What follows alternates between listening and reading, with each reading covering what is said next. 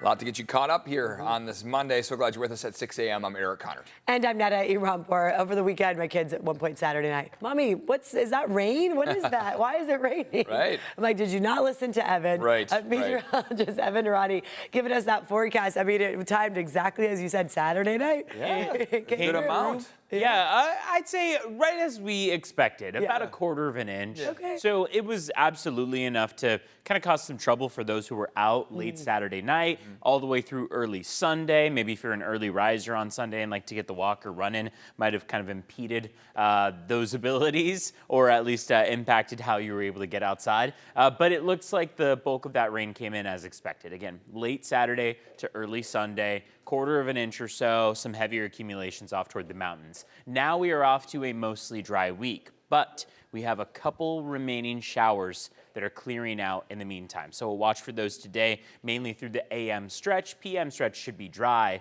But right now, I have seen not only outside of our studio here in Kearney Mesa, but it looks like on Vanessa's live cameras too, some wet roads to start off the day. How's it looking? Yeah, it's pretty juicy out there. I wanted to give you a live look on the 5 right at Old Town Avenue, and you can actually see that the roads are pretty glossy, indicating that we're looking at a pretty saturated drive. So this is on the 5 in both directions at Old Town Avenue. Here's a northbound drive. Things are running slick for some parts of our major freeways, so I would leave time for travel, especially if you got to get somewhere on time this morning, because you are going to want to slow down. So here are our traffic maps, and it looks like most of the rain is hugging the 5 from the Del Mar area all the way to downtown San Diego. That's what kind of those green blocks are indicating. We'll take a closer look at any of the incidents that we might have, along with travel times. That's all ahead in my full traffic report, not forecast. Back to you guys. Vanessa, thank you. The man accused of opening fire outside of this weekend's White House Correspondents' Dinner is expected to be formally charged today. The suspect is 31-year-old man from Torrance, that's in Los Angeles County.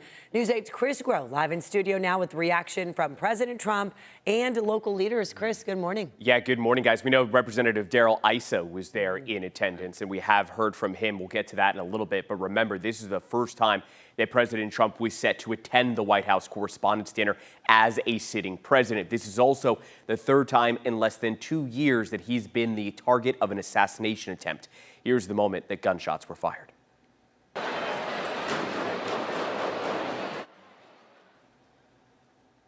Yeah, you can sort of see that delayed reaction there, and then Secret Service whisking away all of the leaders in attendance, the president and vice president. So what we know is that the gunmen exchanged fire with Secret Service agents. One of them was hit in their bulletproof vest.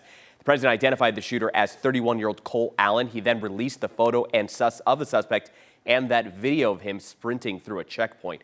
According to early reports, the California teacher boarded a train from L.A. to Washington on Tuesday and checked into the Hilton Hotel on Friday. Law enforcement sources say that he intended to kill the president and other leaders and posted a manifesto shortly before the shooting. Here's the president in an interview with 60 Minutes. Going through a lot based on what he wrote. His brother complained about him, and I think reported him to the police, and his sister likewise complained about him. His family was very concerned. He was probably a pretty sick guy. Local reaction from San Diego congressional delegation. Congressman Darrell Issa again wrote, quote, "This is the reality of what Donald Trump faces every day. And for years before that, this is a man of uncommon courage." He continued, quote, "I was there at the event tonight, and I'll be there again or anywhere else to support the president." Representative Sarah Jacobs, who was not there but did write on X, quote, "I'm glad that everyone is safe at the White House Correspondents' Dinner tonight. Thank you to law enforcement and first responders for acting so swiftly and courageously." Guys, back to you. All right, Chris, thank you very much for the details on that. And now in just over 2 hours, a pre-trial motions hearing will take place for one of the most high-profile murder cases San Diego has seen in a long time. Larry Millete, charged with murdering his wife, Maya Millete, is scheduled to go to trial next month. News 8's Tori Apodaca live outside the South Bay Courthouse with what's going to be happening today with all of this. Tori? Good morning. Today we are expecting to learn more about what motions will be remaining in this case, and as well as if we will be allowed to have cameras inside the courtroom. Up until this point, we have been using a pool camera, so we'll have to see what the judge decides on. But let's go ahead and walk you through some of the key points and background in this case. Larry Millete is accused of murdering his wife, Maya Millete. The mother of 3 disappeared back in 2021, and Larry was arrested in October of 2021 for her murder, but her body has still never been found. We've been following this case closely since then, and we can expect that prosecution will continue to say the evidence points to a troubled marriage, but we've also spoken directly with Larry from behind bars, and he's adamant that he has nothing to do with his wife's death and is innocent. The trial has come with delays, though, and we almost could have seen another one. Just last week, the defense filed a motion making serious allegations of misconduct against prosecution, claiming that the Deputy District Attorney, Christy Bowles, engaged in eliciting false testimony at the preliminary hearing and admitted illegal evidence. Defense also accused Chula Vista investigators provided false testimony and deliberately downplayed an affair involving Maya and a coworker. California's Attorney General denied these allegations and granted the trial to move forward. Our legal expert weighed in. They're trying to say that there was prosecutorial misconduct because the prosecutor in this case did not vet / cross-examine / investigate the testifying witnesses. Yeah, and just last week we heard from Maya's sister herself, who got emotional asking the judge to allow this trial to finally begin. It's been 5 years in the making. Today, that preliminary hearing beginning at 8:30 this morning, and then the trial date is set for May 11th. Reporting live in Chula Vista, Tori Apodaca, News 8. And this morning, a man is under arrest after a pursuit ended in a store parking lot. The chase started before 3 p.m. yesterday near Jesmond Dean Road and Ivy Dell Lane in unincorporated Escondido.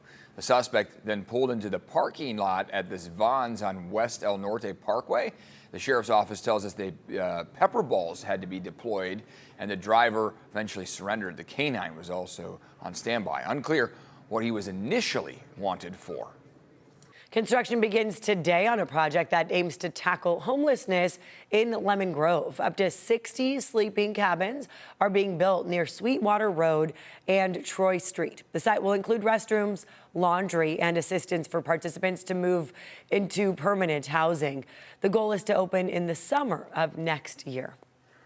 All right, 6:08. Hopefully everyone had a nice weekend. It was an interesting, jacket, no jacket, right. no jacket, a bunch of all It was Saturday, definitely Sunday. a layering weekend. I went out Saturday with just a thicker long sleeve shirt. Yeah. And I got away with it. There were some showers. And then, but it seemed like as I stepped into the door getting home Saturday night, I could hear the rain drop down. So, it was a little bit more fruitful past sunset on Saturday, which was kind of exactly what we talked about. After sunset on Saturday, pre-sunrise through Sunday, we now have a few remaining bouts of wet weather. You saw that really cloudy shot from Hotel Del, and the satellite radar imagery that we're seeing across Southern California just agrees with that same idea. One thing that I want to mention is that this stronger band, not necessarily stronger, but at least the better opportunity for maybe more light to moderate showers, is coming through from the coast to our inland valleys. Just came out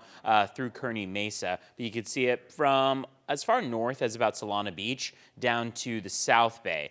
So that means that we are still going to be watching for a few remaining showers throughout this morning stretch. I would say pre-sunrise, but we just hit sunrise. It's basically where we're at right now. Going to be a gray start to the morning for the next couple of hours, and then we should get to partly cloudy skies into the afternoon. Rain chances are highest today. After today, we're down to the single-digit opportunities. So we're actually looking really nice if you're hoping for those partly cloudy skies, the more mild conditions. Live look outside right now. We earlier had much more visibility out there. It looks like some of the fog has come through, but you can kind of make out the downtown skyline there. Again, sunrise was just about 4 minutes ago. Sunset coming our way at 7:28. Here's where your temperatures are. It's chilly out there. Mount Laguna is sub-freezing right now, 31 degrees. up at Mount Laguna. Palomar Mountains at 32. We've got Ramona at 46, 52 in El Cajon, and 55 in Del Mar. So much more mild temperatures closer to the coastline. Vanessa, it always puts me like in awe when I see spots of our county, even though they're much higher elevations. Yeah. Sub-freezing to start off the I day. know. And I'm like enjoying here our mid-50s. I mean, that's what we talk about during weather school, of all of our microclimates, right? We talk about how, yeah, you can go from the coast where it's foggy and cool to even cooler weather where it's clear and just brisk, again, in those sub-freezing temperatures. So that's the beauty of living in San Diego. Kind of get a taste of everything. All right, 6:10 is the time. Let's go ahead and take a live look outside. So I wanted to kind of showcase where we're seeing some wet spots. You could actually see, again, some of the glossy roads, especially through the Gore Point, where less of the cars are traveling on the 5 in both directions, right at La Jolla Village Drive at Genesee. And then here's what it looks like. It is pretty soaked right now on the 5 in both directions, right at Old Town Avenue. Something to keep in mind if, let's say, you're headed towards San Diego International Airport, about to exit Sassafras, you're going to run into some slick conditions. So just make sure that you're leaving time for travel this morning. And again, everywhere you see that light green color is where we're tracking some of the wettest roads. So right along the 5, stretching from Del Mar all the way to about downtown San Diego. We're tracking a crash. This is, looks like the car is facing the wrong way on the shoulder. And this is on the left lane in Mission Valley on the 8 West right after Hotel Circle. And then we are tracking a breakdown 125 South right at the 94 split. All right, 6:11 is the time. Let's go ahead and pull up those border wait times for you. We are tracking really slow drives, close to 3 hours right now, or about 2 hours, I should say, and 20 minutes to get you in from San Ysidro's port of entry, and then to get you across from Otay Mesa's. Not much better, about an hour and a half or so to get across from Otay Mesa at last check this